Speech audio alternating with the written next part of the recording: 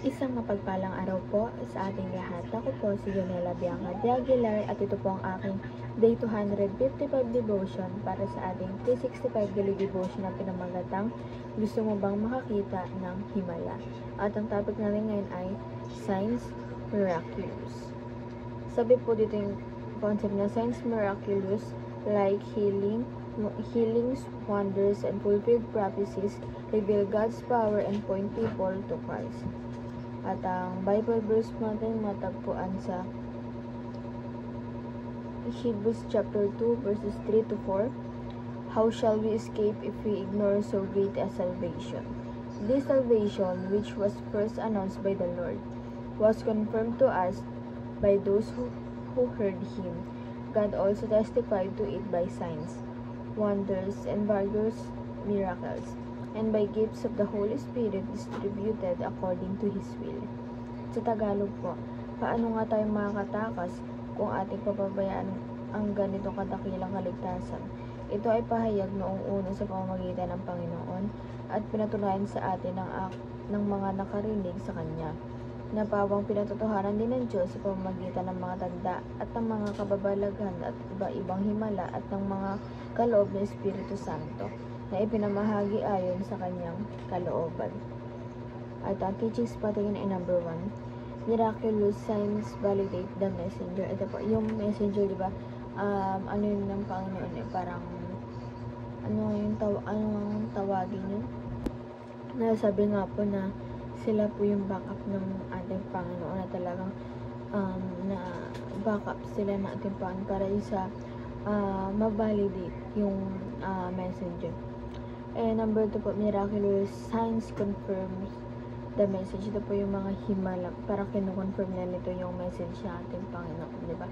Parang through miraculous way nagiging isa rin yun sa dahilan or sign na pagiging confirmation yung sa tinatawag na salita ng ating Panginoon. And number 3 naman po, miraculous signs reach their climax in Christ's resurrection.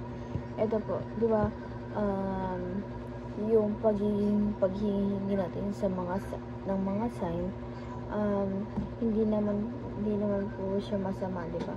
Parang inaano rin naman ito sa teachings natin na mayroon nangyayari yung ganon. And ito po, na-reach po daw po natin yung climax, Christ's resurrection. And the application naman po, para ito ma-apply sa ating buhay, number 1, believe in God even without seeing miracles. Ito po. Kasi hindi naman nga kailangan, di ba? Nung nakwento nga kanina ni Pastor Russell, yung naghingi pa talaga siya ng sign or gusto niya makita mismo sa dalawang mata niya kung totoo ba talaga. Pero sabi ng ating Panginoon, mas maganda ang di mo nakikita.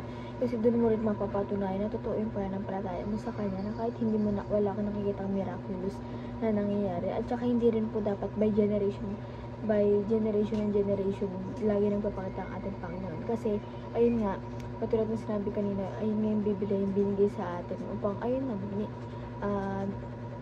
nilatag na sa atin lahat ng katotohanan, lahat ng gusto natin malaman, nandun na lamang, babasahin na lamang natin.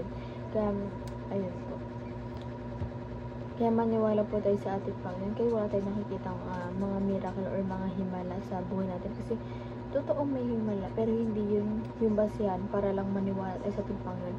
Maniwala tayo kahit wala yun o hindi natin nakikita. Number 2, be blessed by believing that the Bible is enough. Ito po, maging blessed po tayo kasi iniisip po natin o nakatatak sa puso't isip natin na yung Biblia pa lang ay enough na. Kasi nga diba hindi natin nakakasama yung ating Panginoon physically, pero yung Biblia talagang niya sa atin, iniwan niya sa atin na enough na yun para sa atin ng mga tao na maniwala at manampalataya sa Kanya. And number 3 po, be God's living miraculous sign to others. Ito po, yung di ba pag sabi miraculous signs to others, kasi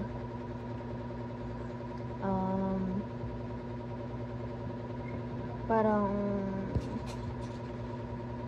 yung parang nasa paligid mo yung mga kasabi, dapat ikaw yung maging living miraculous person. Kunwari, di ba, for example, nasa school, katulad ko, aminado naman ako na nalilate din talaga ako, parang ikaw, parang agahan mo, at tapos, di ba, parang himala yung ganun, parang masasabi na ibang kaklase mo, or yung prof nyo na mismo na yung himala ang aga mo, parang ganun po, yung naging example dito sa miraculous sign yung tinatawag. And yun lamang po ang aking devotion ngayong araw. Sana po may natutunan kayo, at wag po natin itong kalimutan na i-share sa ating mga mahal sa buhay, and God bless po sa ating lahat.